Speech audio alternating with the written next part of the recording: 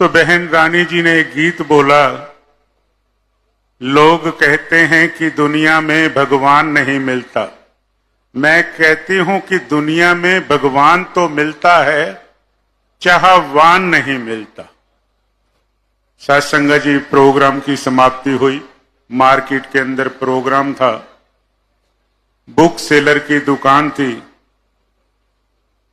कहने लगे, ये जो एक बहन ने गीत बोला था, क्या वाकई ही भगवान मिल सकता है? मैंने कहा हां जी, मिल सकता है। सत्संग जी हरियाणा भाषा में कहने लगे कि मैं जिससे भी बात करूं वो कभी राम के दर्शन करा सके, भगवान के दर्शन करा सके। हम तो यूं को झुक कर गोज में लेके घूमो भगवान ने। मैंने कहा हां, गोज में देख ले, मेरी गोज में भगवान है, तेरी गोज में भी भगवान है। मेरे को सतगुरु ने वो आंख बख्श दी, तेरे पास वो आंख नहीं है देखने वाली। कहते वो कुकर, मैं कहा सत्संग में आ जाया कर, पता लग जाएगा।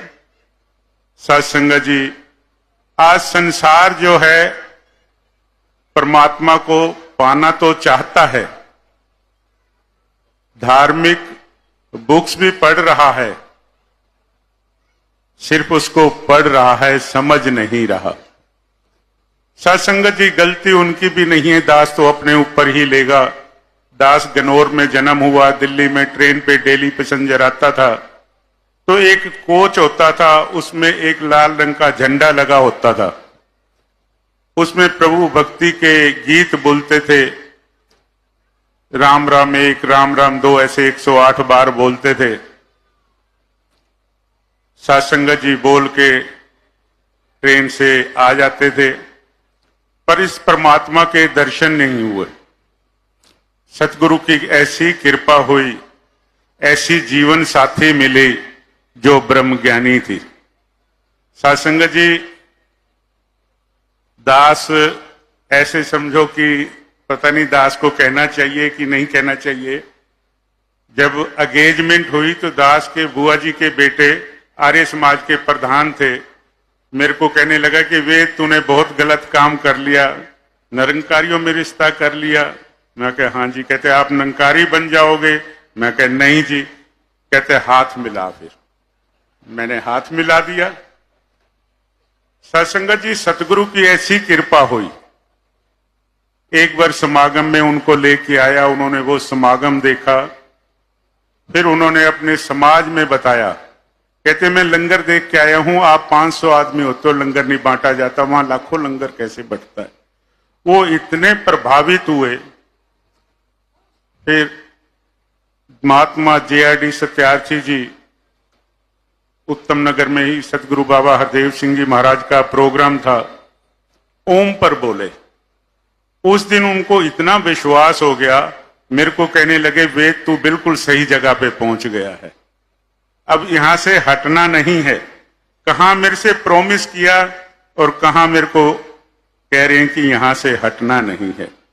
सत्संगत जी, ये गुरु की कृपा होती है, जब ये चाहे बांह पकड़ के भी खींच लेता है। सत्संगत जी, हमें तो सतगुरु का वचन मानना चाहिए। अगर सतगुरु पे पूर्ण विश्वास है तो इंसान का जीवन बहुत अच्छा बीतता है। अभी ईद से पहले ही शाम को आदरणीय स्पीकर साहब ने कहा कि द्वारका में प्रोग्राम है। अगले दिन ईद थी। दास ने सोचा फिर आगे एक ही दिन वर्किंग डे है, फिर छुट्टियां हैं, ग्राउंड कैसे बुक होगा। सत्संगत जी, हम डामाडोल हो जाते हैं बहुत जल्दी, पर जब प्रोग्राम मिलता है तो सारे काम इसने पहले कर दिए होते हैं। ईद के दिन दास यहाँ के MP है बहन शरावत जी, उनके वहां गए। उन्होंने DDA में दिल्ली पुलिस DCP को सबको उसी टाइम फोन कर दिए। वो कहते हैं आज ही आ जाओ, अभी पेन अपनी ले लो।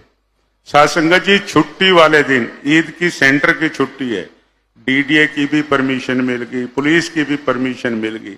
अब कौन है करने वाला? करने वाले तो सतगुरु खुद हैं। हम तो मोहर हैं, कहीं पे ही करा लेते हैं काम। कृपा करो, हमारा विश्वास होना चाहिए, हम जुड़े रहें। अगर हम सतगुरु के साथ जुड़े हैं, इस निरंकार के साथ जुड़े हैं, तो हमारी वैल्यू है। वरना तो जैसे शरीर पे पत्ते लगे होते हैं, जब तक वो वृक्ष पे जुड़े होते हैं, फूल जुड़े होते हैं, उनकी कीमत होती है। जब वो नीचे गिर जाते हैं तो उनकी कोई कीमत नहीं होती। कृपा करो माता जी, अपने चरणों के साथ जोड़े रखना, कभी इधर उधर मत होने देना, उंगली पकड़ के रखना। निरंकारी राजपिता जी आशीर्वाद दो, ऐसे ही द्वारका में प्रोग्राम देते रहा करो। दास ने 1.5 साल पहले जब प्रोग्राम हुआ था तो अरदास की थी, माता जी हर साल दे दिया करो। माता जी आपने 1.5 साल बाद दिए। बहुत दिल करता है कि साल में एक प्रोग्राम तो मिल जाए। यहाँ पे बहुत बड़े खुले खुले आपने ग्राउंड भी बख्शे हैं। आशीर्वाद दो, हर साल एक प्रोग्राम माता जी दे दिया करो। साथ संगत जी प्रेम से कहना।